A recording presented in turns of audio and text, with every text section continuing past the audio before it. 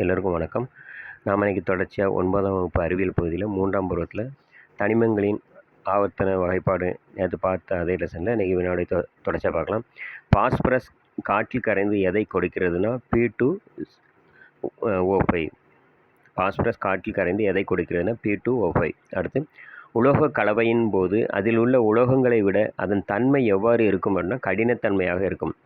உலோக கலவையின் போது அதில் உள்ள உலோகங்களை விட அதன் தன்மை எவ்வாறு இருக்கும்னா கடினத்தன்மையாக இருக்கும். அடுத்து, குறைந்த உருகுநிலை கொண்ட தனிமம் எது அப்படின்னா பொட்டாசியம். குறைந்த உருகுநிலை கொண்ட தனிமம் எது அப்படின்னா பொட்டாசியம். அடுத்து, ஒரு வினையில் வினைப்படும் பொருள் எலக்ட்ரான்களை பெற்று ஒடுக்கமடைகிறது. ஒரு வினையில் வினைப்படும் பொருள் எலக்ட்ரான்களை பெற்று ஒடுக்கம் அடைகிறது. அடுத்து, நீருடன் வினைபுரியாத உலோகம் எதுனா நிக்கல். நீருடன் வினைபுரியாத உலோகம் நிக்கல்.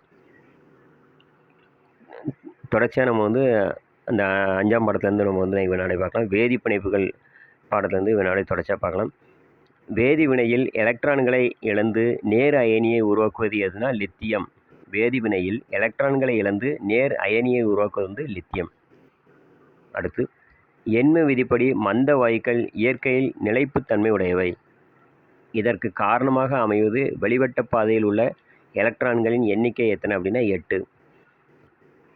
எண்ம விதிப்படி மந்த வாயுக்கள் இயற்கையில் நிலைப்புத்தன்மை உடையவை. இதற்கு காரணமாக அமைவது வெளிவட்ட பாதையில் உள்ள எலக்ட்ரானின் எண்ணிக்கை. எண்ணிக்கை என்ன அப்படின்னா 8. அடுத்து, உயர் உருகுநிலை உடைய சேர்மம் எதுனா NaF. உயர் உருகுநிலை உடைய சேர்மம் NaF. அடுத்து, எக்ஸ் தனிமம் அதன் வெளிவட்ட பாதையில் 6 எலக்ட்ரான்களை பெற்றுள்ளது எனில் அதன் சக பிணைப்பு உருவாக்க எக்ஸ் பங்கிடும் எலக்ட்ரானின் எண்ணிக்கை எத்தனை அப்படின்னா 2. எக்ஸ் தனிமம் அதன் வெளிவட்ட பாதையில் 6 எலக்ட்ரான்களை பெற்றுள்ளது எனில் அதன் சக பிணைப்பு உருவாக்க எக்ஸ் பங்கிடும் எலக்ட்ரானின் எண்ணிக்கை 2. அடுத்து, எலக்ட்ரான்கள் சமமாக பங்கிடப்படுவதால் ஏற்படும் பிணைப்பு என்னன்னா முனைப்புள்ள பிணைப்பு. எலக்ட்ரான்கள் சமமாக பங்கிடப்படுவதால் ஏற்படும் பிணைப்பின் பெயர் முனைப்புள்ள பிணைப்பு. அடுத்து, ஒரு அயனி எலக்ட்ரான்களை இழப்பதால் உருவாவது நேர் அயனி. ஒரு அயனி எலக்ட்ரான்களை இழப்பதால் உருவாவது நேர் அயனி.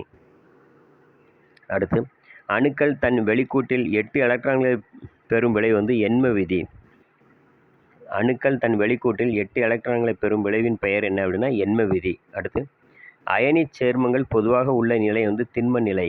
அயனி சேர்மங்கள் பொதுவாக உள்ள நிலை திண்ம நிலை. அடுத்து, ஒரு தனித்த அணுவிலிருந்து ஒரு இணைத்திறன் எலக்ட்ரான்களை நீக்குவதற்கு தேவைப்படும் ஆற்றல் அயனியாக்கும் ஆற்றல். ஒரு தனித்த அணுவிலிருந்து ஒரு இணைத்திறன் எலக்ட்ரான்களை நீக்குவதற்கு தேவைப்படும் ஆற்றல் அயனியாக்கும் ஆற்றல். அடுத்து, எலக்ட்ரான் இணையை பிணைப்பில் உள்ள ஏதேனும் ஒரு அணு வழங்குவதால் ஏற்படும் பிணைப்பு ஈதல் இணை பிணைப்பு. எலக்ட்ரான் இணையை பிணைப்புள்ள ஏதேனும் ஒரு அணு வழங்குவதால் ஏற்படும் பிணைப்பின் பெயர் ஈதல் பிணைப்பு.